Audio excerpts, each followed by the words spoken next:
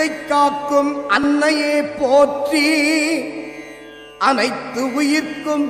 ஆதார சக்தியே போற்றி,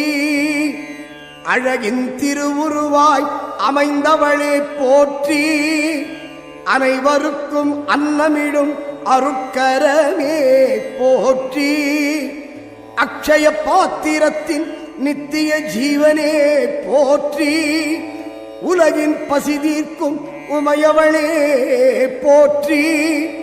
ஓங்கார நாதமாய் இருப்பவளே போற்றி,